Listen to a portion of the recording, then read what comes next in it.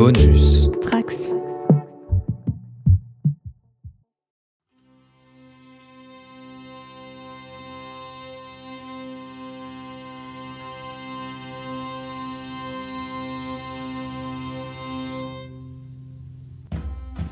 Bienvenue sur la JDR Academy. Dans cet épisode One Shot, on va jouer au jeu de rôle Liminal Horror. Pour s'amuser, on va utiliser le module solo de Pierre-Philippe Renaud, notre bon ami outre-Atlantique du Québec, qui a proposé ce petit module intitulé In the Woods There Grew a Tree and a Fine Tree Was He. Pour m'accompagner dans ce 1MJ, 1PJ, Foulk. Comment ça va, Foulk? Moi ça va bien les gars. Oh, le Foulk, toujours le même, l'unique. Ah oui, on verra bien. Faudra déjà y survivre. Ça va être compliqué, ça va être particulier. Pourquoi ? Parce que Liminal Horror, c'est hérité des règles de Into the Odd. Donc des personnages qui sont plutôt fragiles. Les règles sont disponibles gratuitement et auprès de Pierre-Philippe Renaud pour au plus vite. On est dans un scénario de folk horror. Chose qui a repris un petit peu ses lettres de noblesse ces quelques dernières années, mais qui a surtout connu son essor pendant les années 60, 70, les périodes New Age et compagnie. Donc tout ce qui est le rapprochement aux fêtes païennes, au délire un peu hippie, déité de la nature, etc., etc. On va donc placer notre aventure dans les années 60 plus un des 20. Vas-y, lance-moi un des 20. On est donc en 1962. La situation commence par une ambiance pesante, assez lourde. Lourde dans l'air et lourde dans la difficulté que tu as à réfléchir. Tu as mal à la tête, tu te sens hagard. Les yeux, les paupières, tout ça, c'est des difficultés sans nom à faire réagir. Tu as les gestes qui sont un peu lents et les sens, en fait, qui reviennent les uns après les autres. Oh mon Dieu, t'es un peu abusé de l'essence hier. J'en ai perdu l'essence. Mais à réfléchir un petit peu à hier, à ce qui s'est passé. Tu te souviens être sur la route, t'es arrêté à un bar et après le premier verre, c'est le blackout. Ah, dès le premier verre, ça me ressemble pas, ça, dis donc. J'ai les mains attachées et les pattes, qu'est-ce qui se passe là Si je tombe dès le premier verre, c'est pas normal, mon gars. Hein. Tu essayes de bouger tes mains, tu les sens un petit peu serrées, tes jambes semblent plutôt libres quant à elles, en essayant de regarder un peu avec cette vision trouble qui, doucement mais sûrement, commence à reprendre un focus sur ce qui t'entoure. Tu vois que tu as toujours tes vêtements sur toi, mais tu sens que tu n'as plus de chaussettes, plus de chaussures. Finalement, tu sens que tes bras étaient juste engourdis, comme si tu t'étais endormi dessus. Et tu commences à les libérer pour les ramener devant toi. Mon pantalon est toujours monté, tout va bien. À ce niveau-là, pas de douleur. Tu sens pas que tu as été tabassé ou agressé sexuellement. Ok, bon. Oh bon sang, plus de godasse, dis-tu. Ça, c'est quand même la meilleure. Et autour de moi... Tu clignes des yeux plusieurs fois. T'as tes yeux qui deviennent vite accoutumés à la noirceur qui t'entoure dans cette pièce. Tu te rends compte qu'en elle-même, elle est plutôt grande. On est sur quelque chose dans les 40 mètres carrés. Et tu discernes que tu es au milieu de cette pièce. Et autour de toi, il y a des formes, des silhouettes qui semblent être bel et bien des corps inconscients. T'entends des respirations. Et en faisant un tour d'horizon, tu vois qu'il y a des plantes en train de sécher, qui sont suspendues au-dessus de ta tête, directement au niveau du toit. Et tu entends, maintenant que le son commence à te revenir, tu as une clameur qui provient de la distance. Il te semble entendre des percussions et des éclats de voix. Pas une seule fenêtre autour de toi, mais tu distingues le fin liseré de lumière d'une porte. Ah ouais, c'est encore un coup des cathos, ça. Ils m'ont foutu des plantes séchées au-dessus, je trouve que ça empêche le démon d'entrer. Mais bordel, il était déjà là, c'était pas la peine de l'empêcher d'entrer. Bon, je me lève et je commence à péniblement, tu vois, mettre des tatanes dans les pieds des mecs. Je dis, oh les gars, réveillez-vous là, Hein? On n'est pas au Pitbull ici, c'est pas le bar ici, hein. Allô, y'a quelqu'un? Les corps que tu essayes de réveiller, de bouger à coups de pied, à coups de main, restent inertes, comme s'ils étaient plongés autour de toi dans une sorte de coma. Peut-être ont-ils reçu une drogue plus importante, une dose que toi tu as réussi à surmonter, tes pieds nus sur un sol à même la terre, et tout autour de toi les murs sont faits en planches en bois. Je vais m'approcher de la porte, tu vois, il y a la porte devant moi, je vais me mettre sur le mur sur le côté, comme ça, tu vois. Puis je vais taper sur la porte, là, tu vois. Mais je suis caché derrière, prêt à bondir sur le premier qui rentrera. Ok, tu tapes sec et fort ou juste un petit bruit? Ah non, sec et fort, vraiment le truc, faut que quelqu'un entende, quoi. T'entends un bruit de verre comme si une bouteille venait en taper une autre, ou deux verres qui venaient s'entrechoquer. T'entends un raclement, une chaise qui glisse sur un sol en bois. Il y a un autre bruit que tu n'arrives pas à identifier, et t'entends un son assez guttural, presque animal. Tu te mets de côté, tu disais? Ouais, je suis sûr. En gros, t'as la porte, elle est totalement à ma droite et je suis prêt à bondir dessus. J'attends voir si quelqu'un ouvre la porte, pose une question ou quoi. T'entends un bruit métallique qui te laisse penser qu'on cherche la bonne clé, qui est finalement insérée, et la porte s'entrouvre. Le filet de lumière est assez fin, de quoi laisser passer un regard, et t'as une odeur assez prenante, toi qui retrouves tes sens, d'alcool, mais du genre alcool fait maison, la moonshine. Et il y a une odeur aussi de sueur et de musc animal. Tu vois juste passer le bout de ce qui semble être un bâton, une massue, un gourdin, tu sais pas trop, et qui doucement mais sûrement entrouvre la porte un peu plus. Ok, je reste discret dans l'ombre à côté et j'attends que la silhouette s'engage un peu plus dans la pièce. T'entends une respiration assez forte qui résonne un petit peu. Tu comprends assez vite, une fois que la silhouette s'approche, que tu as affaire à une créature humanoïde, plutôt de taille normale, 1m70-80, mais qui porte des habits bien humains et un visage d'animal. Tu saurais pas dire si c'est une tête de loup ou une tête d'ours, mais il fait un pas en avant, il regarde plus à l'autre bout de la pièce et au ras du sol. T'entends dans sa main, l'autre main libre, celle qui ne porte pas ce gourdin, mais qui au final, maintenant qu'il est avancé, ressemble à une espèce de bâton. Un bâton avec des colifichets dessus, il est gravé avec des plumes, des perles, il y a un côté très cérémonial là-dedans. Et dans son autre main, il semble ne pas avoir lâché sa bouteille. L'idée, c'est je le laisse avancer. Tu vois qu'il est pas stable. Ouais, je le laisse un peu avancer, puis je me glisse derrière lui et je le chope par les couilles, tu vois, par derrière. Ok. Je mets ma main sur la tête, là, et je le soulève comme ça pour faire un mouvement de bascule et lui faire taper la gueule par terre, tu vois. Parfait. Le gars ou la chose se fait passer cul par-dessus tête et vient rencontrer le sol, et sans avoir le temps de réagir, je vais t'inviter à me lancer un des 6.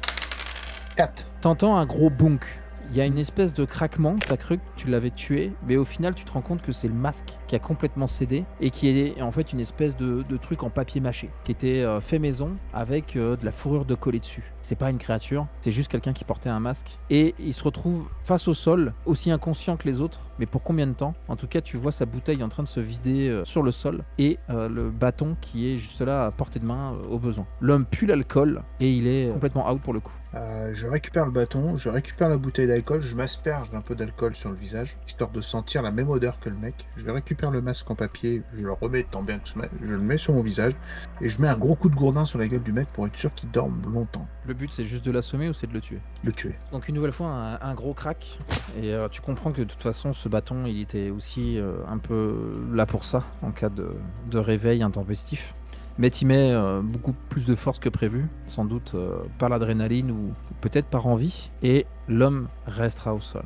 Tu recules d'un pas, tu tapes dans la porte, t'entends les clés en train de bouger sur la serrure, elles sont toujours en place. Et pas un seul des autres corps de cette pièce n'a bougé, n'a réagi. Bah écoute, tout apprêté, je referme la porte, je referme ma clé, et je m'engage vers probablement là où le mec était assis, peut-être est-ce un couloir, une pièce, que sais-je. Je fais semblant de tituber un peu, tu vois. Tu te rends compte que tu étais dans ce qui semble une espèce de grange. Et tout de suite après, tu arrives dans une pièce assez étroite qui fait au moins un quart de la grange où vous étiez. C'est vraiment une petite pièce où tient une table avec 2 chaises. Il y a quelques verres qui sont vides. Il y en a même un qui est à moitié renversé. Et bien entendu, il y a là encore une espèce de bouteille. Pas d'étiquette dessus, avec une forte odeur d'alcool qui s'en dégage. Il y a une autre chose qui est posée sur la table, une espèce de, en plus du masque, une espèce de peut-être de deuxième masque qui ressemble pour le coup à une tête de chèvre qui se porte comme un chapeau et qui laisse plutôt le visage apparent. Et il y a quelqu'un, c'est ça? Non, l'homme semblait être le seul à garder le troupeau que vous étiez. Est-ce qu'il y a d'autres portes, d'autres accès? Il y a effectivement 2 portes. Une qui se trouve juste en face à l'est, une autre au sud. Celle qui est à l'est. Je vais aller voir discrètement. Je colle mon oreille dessus, voir si j'entends autre chose de l'autre côté. T'entends que la musique à l'extérieur et les éclats de voix sont plus forts, plus présents, plus prenants. Il s'agirait sans doute de la porte de sortie. Ok. Je vais aller au sud, faire la même chose, écouter à la porte. Le son reste plus étouffé, mais tu comprends assez vite au niveau de l'agencement des pièces qu'elle est attenante et qu'elle comble l'espace qu'il y a entre la pièce où tu es et l'autre côté de la grange, quoi. Ouais, je vais sortir par l'est, hein, tranquille. Mais tu sais, les épaules remontées, là, genre, j'ai totalement, je suis totalement légitime à être là, quoi. Le bâton à la main. Tu ouvres la porte, autour de toi se dresse une forêt. En tout cas, les arbres sont très vite apparents et semblent prendre des proportions relativement grandes. Tu vois. Il y a un peu plus loin un feu de camp relativement grand, autour duquel il y a plusieurs buveurs qui rigolent, qui chantent. En tendant l'oreille, en écoutant, tu ne comprends pas le langage qu'ils utilisent. Face à toi, autour de ce feu, il y a 7 personnes. Tu vois que ce feu sert un peu de croisée des chemins. Plusieurs chemins qui permettent d'emprunter d'autres directions à travers cette forêt. Alors je peux te faire une description de ce qui est autour de toi. Ouais, vas-y, décris-moi ce qu'il y a autour de moi, je regarde un peu, je m'imprègne de l'ambiance. Tu descends une petite volée de marche et tu t'avances un peu plus. Directement à même le sol, il n'y a pas de route. Tout est à l'état sauvage ou presque. On y a mis des baraques et puis c'est tout. Et ces 7 personnes au centre de ce carrefour sont en train de passer un bon moment, comme des amis partageant une boisson. Tu jettes un coup d'œil aux alentours. Parmi toutes les directions que tu peux envisager, tu vois qu'il y a une série d'arbres au-dessus desquels tu vois la pointe d'un bâtiment. Vraiment un toit très pointu qui te laisse penser à une église. L'endroit a l'air plutôt calme et silencieux dans cette direction. Ailleurs, en tournant le regard, tu vois une grande idole en bois dont plusieurs torches ont été plantées autour de la construction et illuminent donc cette énorme statue de bois. Plusieurs silhouettes humanoïdes sont en train de préparer quelque chose à ce niveau-là. En tendant l'oreille, tu entends une rivière. L'écho des remous puissants qui te parviennent jusqu'aux oreilles et des rires qui brisent un peu les ténèbres de cet endroit. Mais des rires qui te font presque penser à plus à des gémissements de plaisir. À un autre endroit, un mont qui s'élève. Tu vois la lune qui commence à s'élever, à croiser l'horizon. Au sommet de cette élévation, il y a plusieurs rochers plantés à la verticale en direction du ciel. Tu as une horrible sensation quand tu les regardes. Et pour terminer, on aura 2 autres endroits qui pourraient t'intéresser. Il y a ce petit feu de camp que tu as en face de toi qui au final illumine assez peu les environs, comparé à un autre plus loin qui semble plutôt gigantesque, fait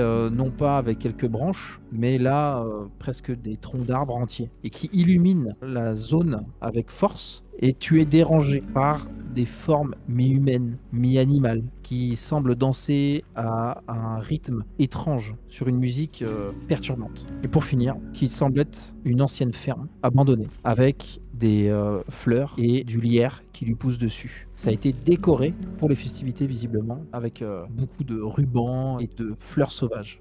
Moi, je vais me diriger vers le feu de camp, là. Tu t'approches de ces 7 silhouettes. Il y en a une qui va se tourner vers toi, lever le verre dans ta direction, et puis elle va te baragouiner quelque chose et en pointant l'endroit dont tu sors. Fais un signe là-bas, tranquille, tu vois. Et puis je prends la bouteille que j'ai prise, puis je bois un coup, mais sans boire. Je fais semblant, tu vois. Je bloque le liquide au niveau des dents, et puis je le recrache dans la bouteille. Ils sont assis pour la plupart. Il te met un nion au niveau du genou, et puis il tend le verre dans ta direction. Son verre est vide. Ouais. Tu fais chier, quoi. Et puis je le remplis, tu vois. Il y a quelques rires qui sont partagés, et puis ils reprennent une chanson ensemble. Il y en a un qui commence quelques paroles, et puis les autres le prennent à la suite. Je fredonne l'air en même temps qu'eux, mais c'est sans vraiment le chanter. J'essaie de reprendre la mélodie, et j'essaie de repérer s'il y a un couteau quelque part. Les silhouettes que tu as devant toi, elles sont pour la plupart effectivement armées, toujours d'un petit quelque chose. Je vais m'approcher d'un des gars qui a un couteau de cuisine, là, et puis je vais le bousculer comme ça, je lui propose un coup à boire, je lui pointe du doigt son couteau, et puis je lui propose ma masse. Je lui je lui fais un geste comme ça, viens. Je vais t'inviter à me faire un jet de contrôle. Le type te regarde en faisant un peu un geste en arrière, à se demander pourquoi tu fais ça. Je fais 3. Donc il se recule, puis il regarde les autres, il voit le bâton, il sautille un peu sur lui-même, gauche-droite, allez, tu comprends par le geste de la main, et puis hop, il te tend le couteau. Ouais, je lui donne le bâton, et puis je lui sers un coup à boire, et je lui mets un petit coup sur l'épaule, je dis, tu vois, puis je me casse. À nouveau livré à toi-même, quelle direction souhaites-tu prendre ? Je prends la direction de la rivière, où il y a eu les bruits amusants. Tu prends la direction de ce chemin qui t'emmène un peu plus entre les arbres, mais surtout en direction du bruit, du remous de la rivière qui vient frapper la pierre. et de ces cris un peu étranges qui te laissent perplexe jusqu'à découvrir ce qui se passe. Tu arrives en vision du bord de cette rivière-là, où il y a là encore plusieurs silhouettes qui sont sur la berge. Il y a une personne qui porte des habits un peu étranges, plutôt une espèce de robe sur lequel il y a des broderies rouges qui forment des symboles. Un attirail qui fait très religieux, avec des espèces de bois de serre en guise de couronne, avec des morceaux d'écorce ou de fleurs, des queues d'animaux, de renards qui viennent pendouiller sur les bords de cette robe-là. Et tu as ce vieux souvenir, ce genre de personne qui ressemble à s'y méprendre au final à des druides. Tu le vois qu'il attrape des gens et les jette sous l'eau de la rivière. Il les traîne jusqu'au bord, il met les jambes et puis il les jette dedans. Et tu t'attends voilà, à une scène où le type est en train de noyer les personnes. Il y avait des cris de plaisir qui venaient de ça. Tu attends et tu regardes. Ouais, j'attends. En fait, ce que je vais faire, déjà, je vais aller me diriger vers un buisson. Je vais couper des branches d'arbres, tout ça, des feuilles, et je vais me les mettre en guise de déguisement, tu vois, histoire de faire un peu plus de druide.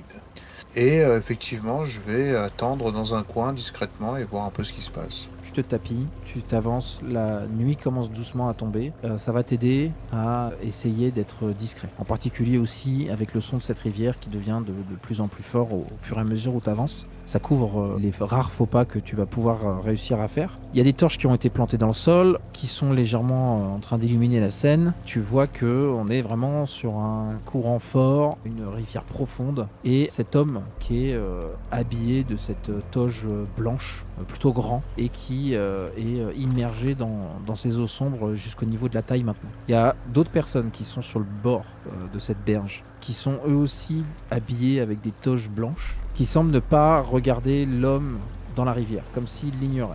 Ils ont l'air d'être dans une attente, mais une attente un peu stressée. Tu les vois qui semblent un peu douter, ils se regardent, peut-être de la peur, peut-être de l'anxiété. Le druide se remet à chanter des mots qui sont dans un dialecte que tu ne comprends pas, qui n'est pas familier. Et tu vois que la personne qui l'a mis sous l'eau ressurgit dans une grande respiration, mais qui tousse, qui semble être au bord de la noyade. Elle vomit un peu d'eau et a quelques difficultés à rejoindre le bord. Et tu te rends compte que les uns après les autres, ces futurs convertis vont dans l'eau avant d'être eux aussi pris entre les mains du maître de cérémonie et immergés suffisamment longtemps pour presque les noyer. Ok, je vais rejoindre la file d'attente là. Tu aperçois que la personne qui vient de ressortir de l'eau, qui peine à garder l'équilibre sur ses jambes, se dirige en direction de la zone des pierres dressées. Je reste sur mon idée, je vais rejoindre la file d'attente et puis je vais aller me faire baptiser aussi. Quand tu rejoins la berge, tu vois qu'autour d'eux, il y a des torches très bien, mais à même le sol, il y a encore d'autres choses. Tu retrouves des objets. Il y a des espèces de dagues de cérémonie. Tu vois aussi des pots en terre cuite qui semblent remplis d'un liquide. Il y a des robes de cérémonie aussi qui sont posées là, mises à disposition. Et pas mal de plats en terre cuite avec des herbes, des plantes séchées, des morceaux de viande animale là aussi séchée. Comment sont habillés ceux qui vont aller se faire noyer là? Porte une de ces robes blanches. T'as la robe du druide qui est très chargée, les autres sont dans une robe blanche très sobre. Ok, ils sont à poil en dessous Tu pourras peut-être y croire en voyant la personne qui en est ressortie, oui, parce que ça lui colle à la peau et ça laisse apparaître voilà, certaines choses, mais il y a des chances, oui, qu'ils ne portent pas ou peu de vêtements en dessous. Les futurs baptisés ont ce côté, comme je te disais, un peu stressé, un peu anxieux. Ils ont l'air un peu dans un état second. Je vais enfiler une de ces robes blanches et je vais aller vers ce pot en terre cuite où il y a un liquide dedans et puis je vais m'embarbouiller un peu le visage mais sans en mettre dans la bouche, tu vois. Donc tu sens que le liquide a une forte odeur de un peu de champignons et d'herbe aussi. Tu le barbouilles le visage et tu enfiles une de ces robes. Tu as enlevé des vêtements. Ouais, je me fous à poil en dessous. Et je jette mes vêtements dans les buissons, on s'en fout. Ils avaient pas de masque les autres, hein. Non. Non, bah je le vire le masque aussi. Très bien. Tu attends silencieusement, tu vois une jeune femme devant toi qui doit à peine avoir atteint la majorité et qui te regarde. Elle a les yeux un peu torves et les paupières assez lourdes, le sourire un peu comme si elle était sous emprise. Elle te dit salut toi, c'est pour la famille que tu fais ça? Comme ça, je fais Digmelmat, la famille, oui. Longtemps ici? Non, juste là pour la célébration. J'en profite pour me faire baptiser, pour faire plaisir à ma famille. Célébration, grande célébration. Et qu'est-ce que tu aimes dans cette célébration? Qu'est-ce qui t'a amené au baptême? Explique-moi, ça m'intéresse. Voilà, tout ça, c'est juste pour leur faire plaisir. Moi, leur truc, J'y crois pas vraiment, hein. Je suis juste là pour le baptême et profiter de la fête. Leur truc. En quoi tu crois pas dans leur truc? Bon, ça me paraît un peu tiré par les cheveux, tu vois. C'est un peu bizarre.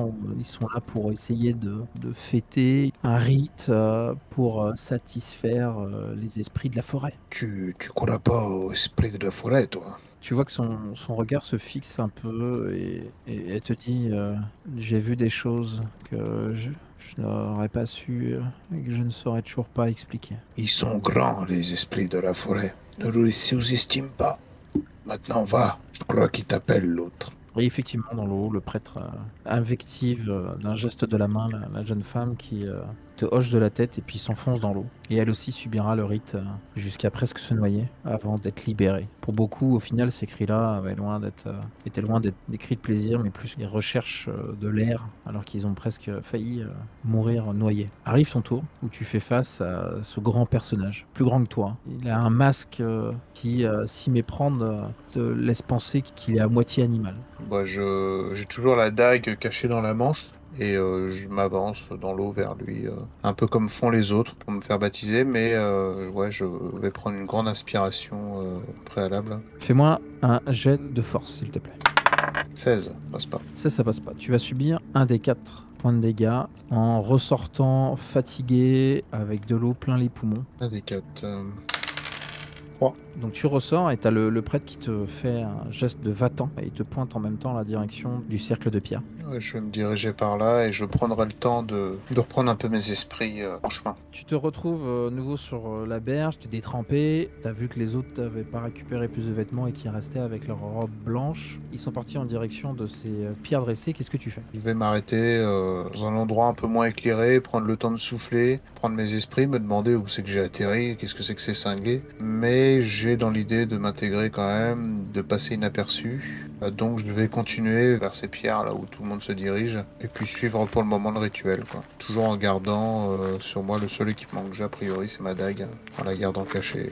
Tu te diriges au nord-ouest de cette forêt étrange. Tu commenceras à sentir que le sol s'élève, monte, d'autant plus en direction de ce mont. La lune maintenant a plutôt bien monté dans le ciel, le soleil a disparu. Tu imagines que ça doit faire une bonne heure et demie, 2 heures que tu t'es réveillé et que tu parcours ces bois et les ombres commencent à venir un peu jouer des tours sur ta perception, les bruits aux alentours, les ombres qui bougent, les cris au loin. Et les arbres vont commencer à se raréfier pour laisser place vraiment au sommet de cette colline. Et tu apercevras cette série de pierres dressées. Tu auras quelques-uns de ces druides, là encore, comme à la rivière, tous différents, mais en quantité. Il y aura bien entendu les personnes que tu as laissées à la rivière et bien d'autres encore. Et à la manière du grand feu où tu as vu danser d'étranges silhouettes, là encore, il te semble voir des personnes mi-animales, mi-humaines. Je vais essayer de me regrouper avec les personnes qui sont un peu dans ma condition, trempées en robe blanche, quoi. Peut-être que vais retrouver cette nana avec qui j'ai parlé là. Ouais. Et je vais lui dire intéressante la suite du programme. T'es prête? Pas vraiment, non. Et les druides commencent à entonner des chants. Et les silhouettes, qui sont peut-être des hommes déguisés, se mettent à danser. Ça va être le début de la danse. Et après, on verra bien ce qui se passe. Hein? Ouais, moi je suis comme toi. Je sais pas trop ce que c'est que la suite. Tu connais, toi? T'as déjà peut-être entendu parler de... Elle te fait juste un oui de la tête. Assez grave. Et vous vous retrouvez là, dans cette étrange place. Autour de vous, vous n'avez que les bruits des animaux, les chants de ces druides, et qui dansent au rythme du vent, presque comme s'il s'agissait du rythme de la terre. T'as la sensation d'électricité statique, un peu comme la chair de poule, alors qu'une espèce de force invisible commence semble-t-il, à se propager, à se concentrer ici. Je vais observer les mouvements que fait la gamine avec qui j'ai parlé. Et je vais essayer de reproduire la même chose. Je vais la suivre un peu dans ce qu'elle entreprend.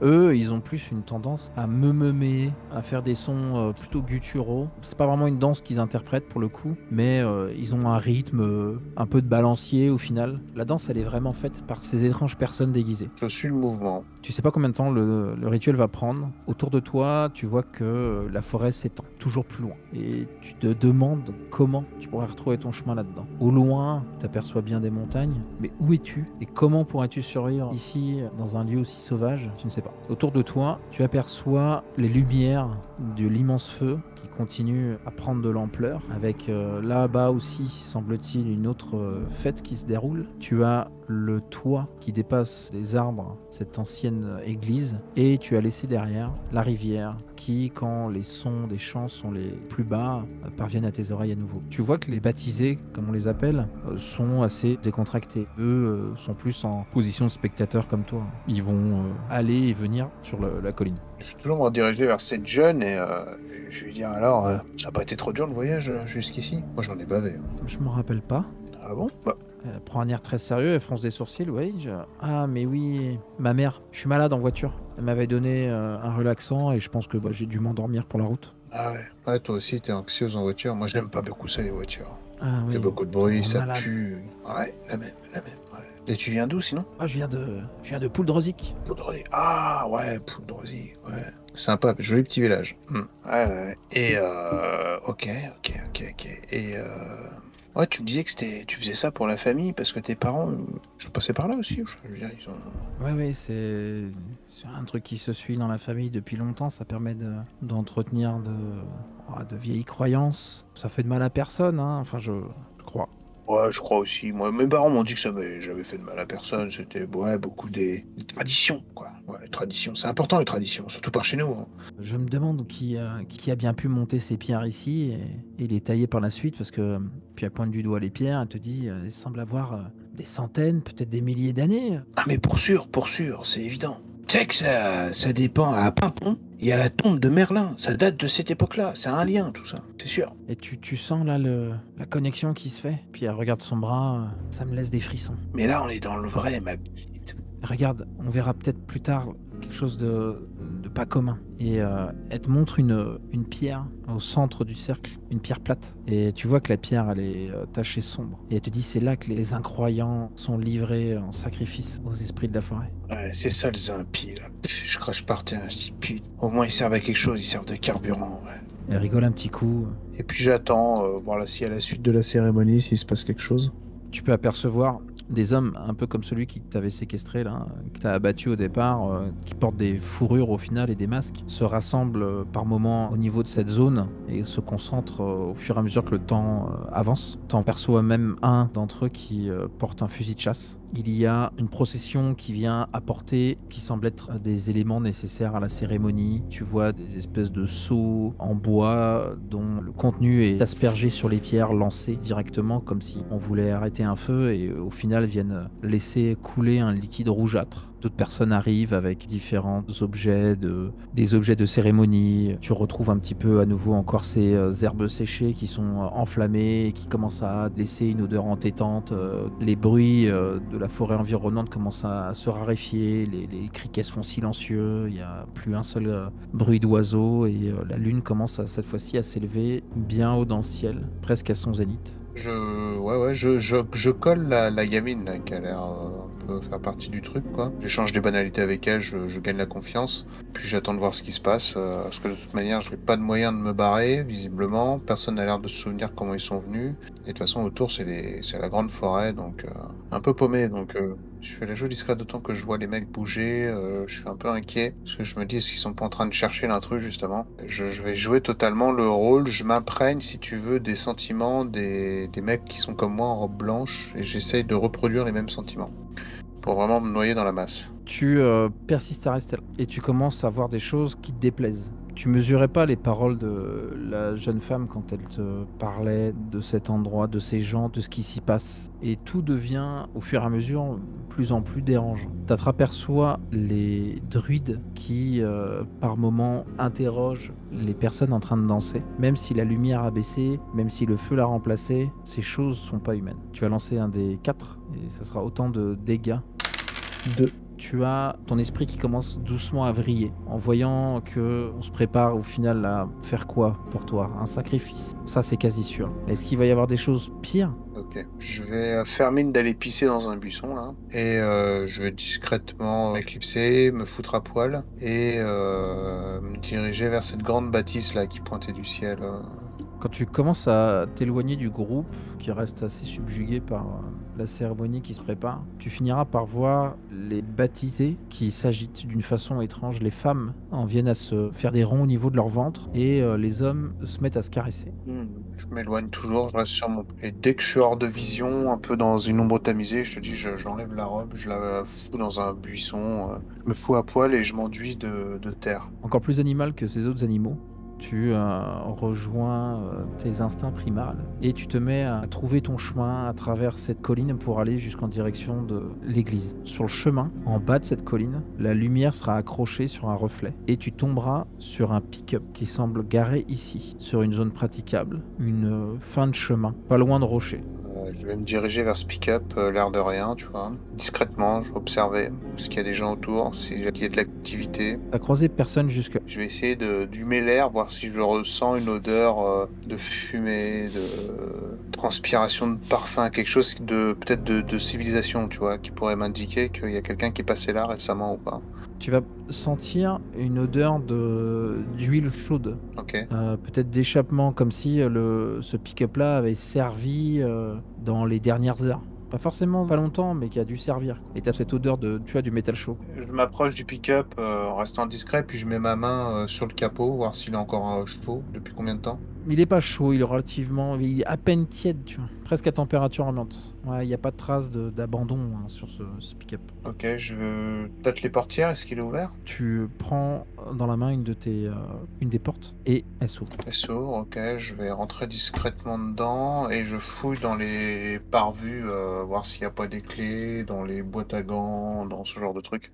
Tu cherches, tu fouilles et tu ne trouves pas les clés. Sur le contact? Il n'y a rien sur le contact. C'était obligé ça. Dans les boîtes à gants, tout ça, il n'y a rien. Sous le siège. Tu vas dans les boîtes à gants tomber sur une espèce de couteau de cérémonie, des sachets de drogues diverses, aussi quelques paquets de nourriture. Bon, déjà, je sais comment je suis arrivé là, ils m'ont drogué. Couteau de cérémonie, j'ai déjà un couteau de cuisine, donc c'est pareil. Non, ils sont un peu plus grands. Un peu plus grand, bah, je vais peut-être prendre un couteau de cérémonie, tiens. Je vais ressortir du pick-up, visiblement il y a pas ce que je cherche dedans, et je vais aller voir ce qu'il y a à l'arrière. À l'arrière, tu as une bâche que tu Ouais. peux dégrafer. Et en jetant un coup d'œil à l'intérieur, tu es pris direct d'assaut par une odeur de viande animale. Et tu vois qu'il y a plusieurs caisses avec des morceaux de viande. Là, à nouveau, tu retombes sur des herbes, des plantes séchées. Et là où ton regard se jette un peu plus loin, tu auras là encore des costumes de cérémonie. Ceux qui sont plus à ressembler avec de la fourrure, comme le gars que tu as remplacé au début. Mais tu vas surtout, entre les seaux de sang, trouver 2 fusils de chasse. Je vais me saisir d'une des tenues que je vais revêtir. Tu retrouves ce muscle animal très fort, très puissant. Ouais, je m'embarbouille même. Tu veux quoi comme masque? Je prends le loup et je prends même de la viande qui pue là, et puis je m'en badigeonne encore. Et je récupère bien évidemment un de ces fusils que je mettrai sous ma robe. Je vérifie qu'il y a des balles dedans. Il n'y a pas de cartouche dans le camion, mais les fusils sont chargés quand tu les regardes. Ok, bah je prends un fusil et je récupère les cartouches de l'autre. Et je vais dans cette fameuse église. Tu tombes sur une zone qui a été défrichée. Il y a une végétation qui commence à reprendre doucement mais sûrement position dans ces lieux. Et sur un des côtés de l'église, il y a qui semblerait être les restes d'un cimetière, mais qui te paraît étrange parce que tu y vois pousser des légumes, comme si on l'avait reconverti en terre nourricière. Bon, je les ignore et je continue ma route. Tu quittes les lieux en laissant derrière toi cette église, sans doute vestige d'une religion qui a été remplacée par des mœurs bien plus païennes. Tu vas marcher un peu plus dans la forêt, suivre ce chemin qui semble être plus tracé par les pieds qui écrasent les plantes que réellement entretenu, en direction du grand feu de joie qu'il y a au loin et en direction desquels les fermiers semblaient se diriger. Tu t'aperçois du coup qu'il y a un énorme feu qui siège au centre de la zone mais qu'au final il y en a plusieurs à droite, à gauche, de ci, de là, et ce qui donne cet effet de lumière intense qui illumine vraiment la zone sur peut-être une bonne dizaine, vingtaine de mètres aux alentours. Ils sont vraiment en bordure de forêt et il y a plein de festivités qui ont lieu à ce niveau-là. C'est la fête, littéralement, et tu aperçois un grand bâtiment, vieux bâtiment, qui est au loin, à l'opposé de là où tu arrives. Tu aperçois des croyants, des personnes qui habitent ici ou qui vivent et qui croient en cette religion païenne. Tu en aperçois plusieurs personnes habillées comme toi, avec des fourrures, des masques, des armes. Tu entends aboyer des chiens. Les gars avec le masque sont près de cette bâtisse. Ils sont là plus pour surveiller les célébrations. Ok. Ils marchent, ils se baladent, ils interviennent si jamais il y a quelques écarts et après ils laissent faire. Tu vois que c'est vraiment un lieu de célébration. Il y a absolument l'opulence et le maître mot ici. Les gens mangent, chantent, dansent, comme si tu pourrais le vivre toi-même dans n'importe quel fest-noz. Je vais me diriger vers la bâtisse en faisant semblant de fliquer un peu les gars, tu vois. Ok, tu joues ton rôle quoi. Ouais, je joue le rôle, je balade, je m'approche d'un mec comme ça, je le regarde, je fais mine de passer à autre chose. Ok, tu progresses en direction du bâtiment Ouais. que tu vas rejoindre en essayant de te frayer un chemin à travers tous ces gens. À un moment arrive un des porteurs de fourrure qui t'attrape le bras. Il a à ses côtés un chien qui t'aboie dessus quelques fois et puis se calme. Il va te taper 2 fois sur l'épaule et puis il va repartir ailleurs. J'essaie de trouver un autre gars un peu isolé comme ça. Le but c'est de... Le premier c'est un peu d'évaluer mon autorité vis-à-vis de cette communauté. Est-ce que j'ai l'ascendant? Est-ce que je suis quelqu'un qui craigne? Et du coup je vais pareil lui faire un peu les mêmes signes, tout ça, mais de manière volontairement incompréhensible, de voir si lui-même partage la crainte, quoi. Donc t'enchaînes un petit peu, tu vas voir les feux de camp qui sont aux alentours et tu vas forcément attraper du regard les différentes choses qui traînent de ci de là. Tu vois qu'il y a des masques en bois qui sont là posés, il y a des personnes qui en portent, qui les posent, qui les remettent, qu'il y a différents endroits où sont déposées différentes substances plus ou moins naturelles, plus ou moins chimiques, que les gens viennent prendre et consommer et qui semblent ressembler à de la drogue, hein, littéralement. Il y a de ci de là, si besoin, des couteaux de chasse. Il y a aussi quelques interventions que tu peux entendre et obtenir des gens. Tu vas entendre 2 choses. La première que tu vas obtenir, c'est sur le déroulement de la soirée, de la cérémonie, comment ça se passe. Tu apprends que la cérémonie arrive bientôt à son ton culminant et que l'idole sera bientôt enflammée et marquera le début du final, quoi. Et dans une autre intervention, tu apprendras que il y a une personne qui est enfermée à la maison, un fouineur. Je vais essayer de comprendre où est cette maison, où je retrouve ce mec, ou cette nana, on sait rien en fait. Écoute, jette-moi un D8. 4. Tu te fais entourer par un groupe d'enfants qui forment une ronde autour de toi. Ils sont habillés avec des costumes faits avec des branches et des brindilles. Ils ont des masques sur leur visage. Ils rigolent en tournant autour de toi. Je les regarde et je leur produis leur danse. Puis je leur fais signe de se calmer, m'abaisse à leur niveau, et je leur mets la main sur la tête, et je leur fais signe de dégager. T'as à peine le temps, tu vois, pour faire un geste, qu'ils se séparent, font mine de s'échapper, de s'enfuir, se retournent d'un coup, et tu les vois sortir des choses d'entre leur fourrure et leur costume, et ils te jettent à la figure des fruits pourris. Et ils partent en criant et en rigolant. Je leur cours pas après, je laisse passer. Tu essaies de localiser un peu où est cette maison, et au final, elle se trouve non loin de là. Elle est juste à côté même. Bah j'y vais, je me dirige d'un pas assuré vers cette bâtisse. En t'approchant de cette nouvelle zone, en suivant un chemin qui pour le coup est mieux entretenu, et relativement large, suffisamment pour laisser passer un camion, un tracteur, une voiture, et qui semble d'ailleurs porter les traces de ce passage-là, tu tomberas sur une ferme en bois, vieillotte, un peu moins sauvage que la maison en bois dans laquelle tu étais. Attenante à cette maison, il y a un garage avec une double porte. Mais par contre, tu aperçois qu'il y a uniquement des porteurs de fourrure dans le coin. Ok. Un peu comme si ils se réunissaient ou c'était leur lieu de vie, à eux. Je vais m'avancer, mais en me faisant discret. Je veux pas y aller en mode tranquille, tu vois. J'essaie de prendre des chemins où il y a le moins de personnes, quoi, comme ça. Le lieu en lui-même est relativement étroit en termes de surface.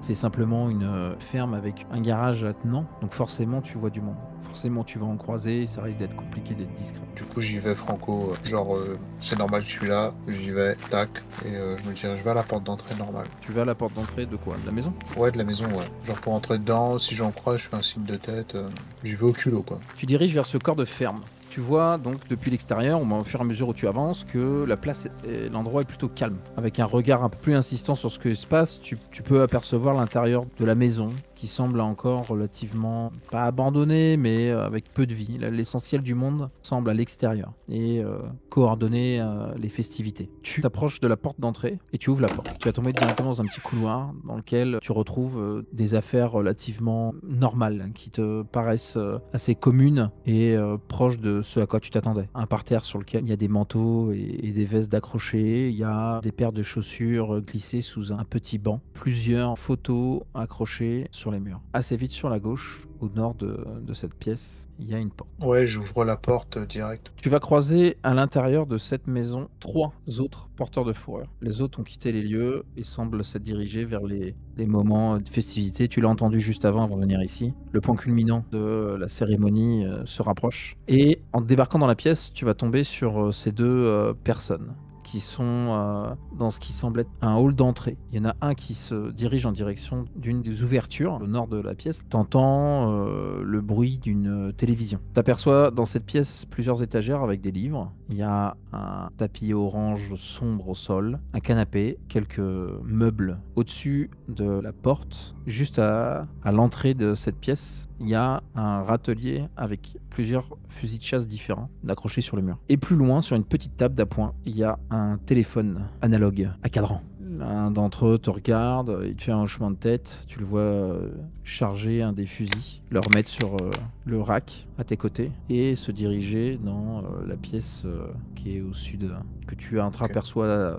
assez facilement si tu fais quelques pas. Je vais me diriger vers cette pièce aussi. Tu vas diriger dans la pièce du dernier porteur de fourrure que tu as vu passer, celui qui a déposé le fusil, qui est une longue pièce rectangulaire et qui permet aussi de connecter celle au nord où le premier homme et la première chose a disparu. Il y a une grande table en bois carrée et qui laisse tout à penser avec le vaisselier, avec les différentes affaires qu'il y a là, qu'il s'agit de la salle à manger. Tu vois qu'il y a plusieurs chaises qui sont là, plus ou moins dérangées, et au milieu de la table, il y a l'homme qui les a laissées et qui est en train de vérifier des talkie-walkie. Ok. Et il y a plus un carnet de notes devant lui, il est en train d'écrire des trucs. Ok, je vais aller vers la porte, je vais voir si elle est ouverte. Tu passes à côté du gars, jette juste un coup d'œil au moment où tu passes, et puis il reprend ses écritures. En ouvrant la porte, tu es pris par une odeur assez abominable, même si on essaye de faire le maximum en ouvrant une fenêtre. Tu aperçois une salle d'eau qui est mal entretenue. Il y a entre autres une petite baignoire sur pied, tu vois, à l'ancienne, avec un rideau. Il y a une odeur de renfermé, d'humidité, et tu sais pas trop quoi d'autre, quoi. Ok, je tire le rideau,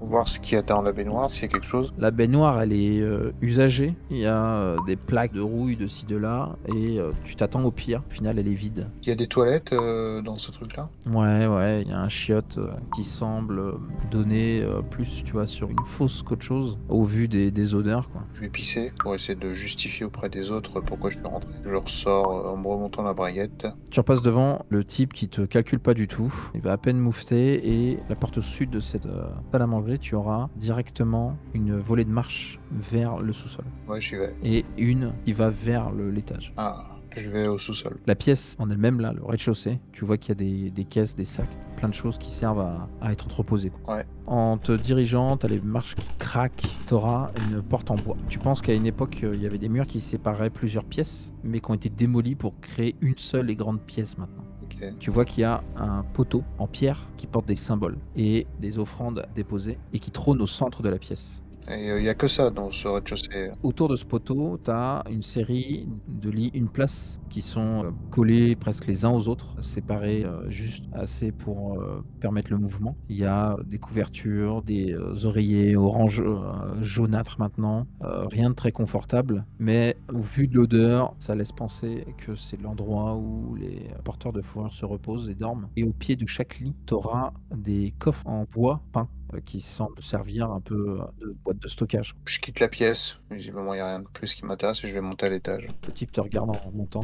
Je le fixe, je tape sur la tête comme ça, puis je monte dehors. Tu vois qu'il te regarde monter et il reprend son truc. Mais tu as senti qu'il s'est passé quelque chose. Ok. En arrivant à l'étage, en montant ces escaliers, tu ouvres une trappe avec un anneau qui te permet de monter dans les combles. Il n'y a pas d'électricité ici. Il y a juste la lumière de la lune qui passe à travers une fenêtre ronde qui se trouve sur un des pignons. La pièce, elle est pleine de poussière. Tu la vois volter. Et à nouveau, sur les murs, il y a plein de plantes séchées qui sont accrochées. Et de l'autre côté de la pièce, il y a une étrange forme, assez loin de l'ouverture. Tu sens des odeurs d'épices dans l'air, mais ça semble masquer quelque chose de plus fort, une odeur plus déplaisante. J'ai toujours ma dague de rituel à la main, là, et puis je vais me diriger vers cette masse sombre. Ok, tu te diriges en direction de cette silhouette. Mm. Tu sens que ça te dérange. La chose ne bouge pas. Et quand tu es suffisamment prêt, tu verras qu'elle ne bougera pas. Il s'agit d'une poupée, d'un fétiche fait de branchages, d'organes animaux, de matière organique que tu ne veux pas définir. Tu es quasi sûr de la voir tenir sur des jambes humaines bien réelles. J'invite à me faire un jet de contrôle. 15, c'est raté. Un des 6 de stress. Ça sera 5.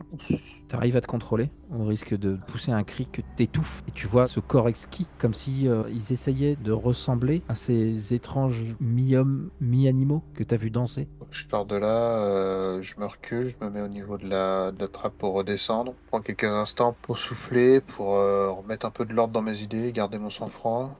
Et je vais redescendre calmement les marches, l'air de rien, me tenant droit, fièrement. Le type se redresse de sa chaise, te pointe du doigt et pointe le plafond. Il y avait quoi à voir là-haut? Ah, une spéciale. Je regardais si les herbes séchaient. Il y a rien là-haut. Je sais. T'es allé faire quoi? Je te dis, je cherchais des herbes. Il y avait de l'ambroisie ou pas? J'en ai pas trouvé. Il te soupèse du regard. Il sent bien que ça sent la connerie. Tu sais que ça passe pas. Je m'approche de lui, je lui dis tu sais où est l'ambroisie? J'ai toujours la dague à la main, prêt à le planter. J'ai mal à la tête, j'ai besoin de quelque chose pour m'aider. Tu le vois attraper quelque chose sur la table. Je fonce dessus, je le plante. À la gorge. Jette-moi un des 6.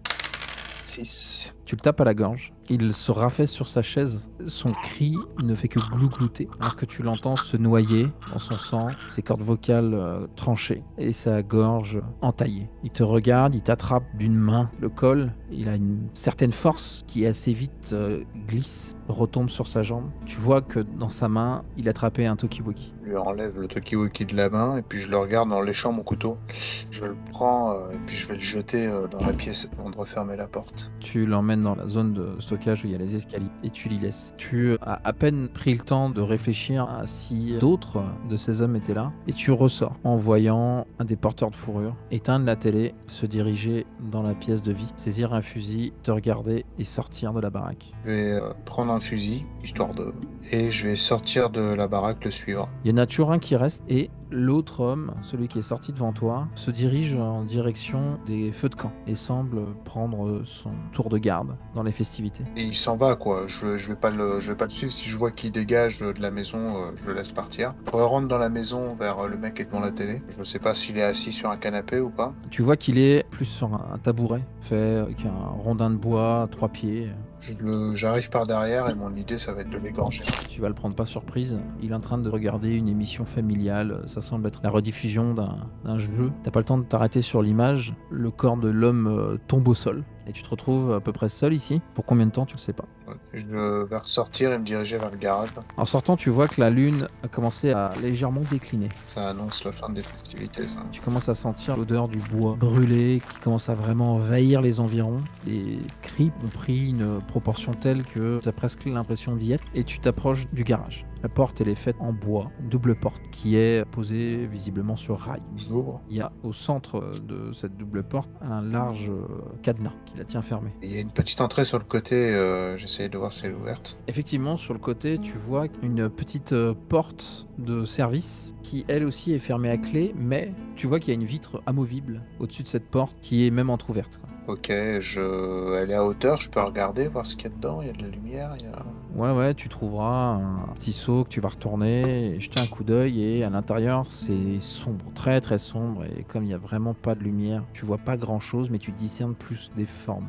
Je dis, à quelqu'un. T'entends un reniflement. Je descends de mon seau, je retourne dans la baraque, j'essaye de fouiller un des deux gars que j'ai égorgé, voir s'il y a des clés dessus ou quelque chose. Ouais, ok, tu retournes un peu les environs et assez facilement tu vas tomber sur les clés des environs qui sont suspendues à un crochet, tout simplement. Et tu vas aller ouvrir la porte de ce garage. Alors, juste avant, est-ce que je peux m'arrêter au frigo, prendre une bière, me poser 2 minutes pour récupérer des PV? Ok, ça marche. Donc on te retrouve posé sur une chaise avec une petite mare de sang qui commence à s'écouler de la zone des escaliers, le corps affalé dans la pièce d'à côté de l'homme égorgé, et toi, avachi sur une chaise, en train d'enquiller une petite bière. T'as en face de toi les talkie-walkie et les carnets de notes du type. Tiens, je vais lire le carnet de notes. En lisant le carnet de notes, tu vois qu'il y a des informations sur la célébration. Tu vois que le destin des gens qui ont été kidnappés, dont toi, était d'être sacrifiés aux flammes, enfermés à l'intérieur de l'idole,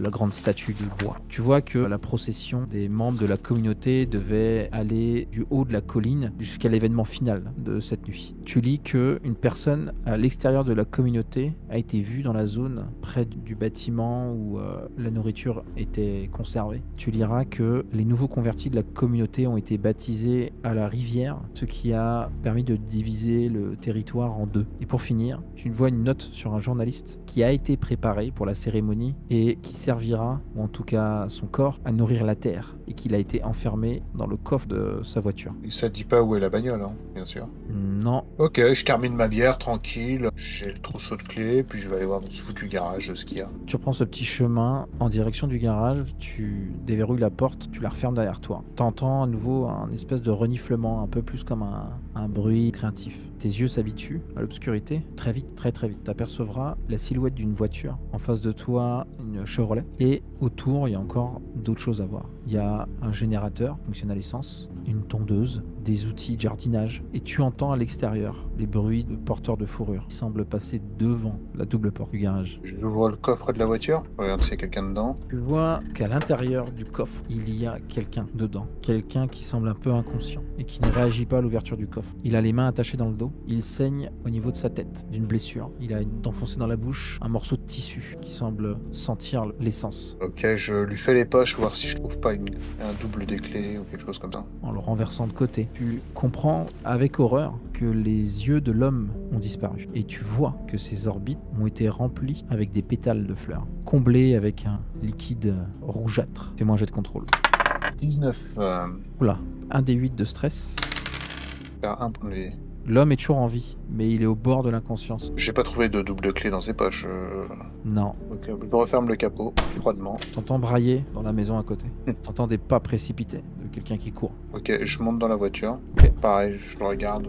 Par soleil, boîte à gants. Faut que ça me prenne 30 secondes, pas plus. Tu cherches et tu finiras par trouver cette paire de clés qui était dans un coudoir qui pouvait servir de rangement. Je les récupère, je les mets dans le contact, je démarre, je défonce la porte. Je repère mon chemin et je me casse. Les pneus crissent, tu lâches le frein, l'avant de la voiture vient percuter la porte en bois. La force est telle que le cadenas cède. La porte qui était barrée de ton côté ne met pas longtemps non plus avant de finir de plier et d'éclater sous l'impact. Et tu peines tant bien que mal à ressaisir la direction pour éviter de te prendre les armes qui se trouvent en face de toi. Dans une traînée de poussière, ta voiture s'élance sur la route dans une direction que tu ignores, une route que tu ne connais pas. Et tu aperçois les torches, les feux, les silhouettes. Tu vois des hommes en fourrure surgir sur le long de ton chemin. Et tu commences à les voir braquer leurs armes. Les détonations commencent à rebondir, passer à travers la voiture, une vitre éclate. Tu vas me faire un jet de contrôle. 18. La voiture, tu finiras par en perdre le contrôle et tu iras percuter un arbre. Tu vas subir un des 12 de dégâts. Ça fait 6. Bah, je suis mort. T'avais combien de HP? 5. Donc tu arrives à 0 HP, et comme tes jauges de caractéristiques agissent aussi en tant que jauge de vie. Donc ta force va avoir -1. Tu sors en titubant de la voiture, t'entends crier au loin. Tu vois l'arrière de la bagnole a été criblé de balles, des petites ouvertures, tu vois du sang qui dégouline du coffre. Tu prends du temps pour reprendre ta perception des environs, et puis t'as le bruit du clignotant qui te ramène à la vérité, les phares, il y en a un qui est éclaté, l'autre qui illumine la forêt au loin, et sur ce chemin, et tu entends les chiens qui arrivent. Qu'est-ce que tu fais? Ouais, la bagnole est morte, alors on ne démarre plus. Ah bah elle est plantée là, tu l'entends encore tourner. Ok, je prends mes vêtements que je jette, que je laisse dans la voiture. Je récupère le fusil et le couteau et je commence à suivre la route, mais dans les bois. Fais-moi un jet d'un D8, donne-moi le résultat. 5. Tu cours à travers les bois, tu essaies de les distancer, tu sais pas si tu y arriveras. Tu as des visions qui t'apparaissent sous le stress, la fatigue, peut-être les réminiscences de la drogue. Tu vois à nouveau des formes humaines qui semblent être peau contre peau, qui semblent avoir des plaisirs malsains. Tu crois même deviner la jeune femme que tu avais croisée et qui te fait signe de les rejoindre. Est-ce que tu arrives à résister à cet appel? Ouais, je leur fais un doigt, je me casse. Attends, je viens de vivre l'enfer, c'est pas pour aller forniquer dans les bois avec une femme louve. Tu continues à poursuivre ce chemin, cette route. T'as l'impression d'être à la fin de la nuit. Il te semble que le jour se lève. Tu passes à côté d'une zone plus marécageuse et t'aperçois entre les roseaux une silhouette squameuse, humaine, mais pas tant, à moitié immergée dans l'eau, à juste le dessus de sa tête apparente, et qui te regarde passer en courant. Qu'est-ce que c'est que cette merde? Tu vas courir à t'en éreinter la santé mentale, la santé physique, et tu vas subir un ultime D12 de dégâts. 8. T'es à combien en force? Je suis à 5. Tu te retrouves dans un état pitoyable, plus proche de la mort que de la vie, avec un teint boueux, sale, avec les ongles cassés, les écorchures partout. T'as le regard fiévreux, injecté de sang. Est-ce que t'as même pris le temps de dormir au final? T'as poursuivi cette route et t'es allé le plus loin possible, jusqu'à émerger après une barrière sur une route en bitume. Tu retrouves une trace de civilisation. J'embrasse le bitume. J'essaie de voir si je vois pas des phares au loin, une bagnole qui arriverait. T'as 2 directions. Je prends à droite. Le chemin va lui non pas descendre mais plutôt monter et grimper. T'es dans une région montagneuse, tu commences à peut-être te dire que t'es pas si loin de là où t'as dû être enlevé. Les poursuivants ont perdu ta trace. Ça fait peut-être quelques heures maintenant que t'entends plus les chiens, donc c'est plutôt une bonne chose, et t'as pas entreaperçu ces étranges créatures mi-homme mi-bête. Tu croises personne pendant d'autres heures. Le soleil commence à monter et il est presque midi quand tu finiras par entendre le bruit d'un moteur. Tu croises une voiture qui s'approche de derrière toi, qui remonte en fait la route. Ouais, je mets pas sur la route, mais un peu à côté, puis je lève le bras comme ça. T'as un appel de phare. Tu vois un pick-up. La voiture commence à ralentir et elle s'arrête à ton niveau. Ouais, je arme mon fusil. Tu lèves ton fusil. Ce pick-up, tu le reconnais. Comment va réagir Foulk? Je le laisse venir à mon niveau, et dès qu'il est à mon niveau, je dégaine et je tire de là où il y a le conducteur. On a un fondu au noir et on entendra une série de détonations qui viendra percuter nos oreilles d'auditeurs et d'auditrices. On termine ainsi ce one-shot de Liminal Horror. In the woods there grew a tree, and a fine, fine tree was he. Et merci à Foulk pour s'être prêté à ce 1v1. Merci chères auditrices et auditeurs de nous avoir écoutés. Retrouvez nos autres podcasts sur vos plateformes favorites pour y laisser la meilleure note, partager et commenter. Si vous souhaitez nous soutenir, la JDR Academy dispose d'un Patreon pour pérenniser le podcast. En vous remerciant pour votre fidélité et à très bientôt sur la JDR Academy.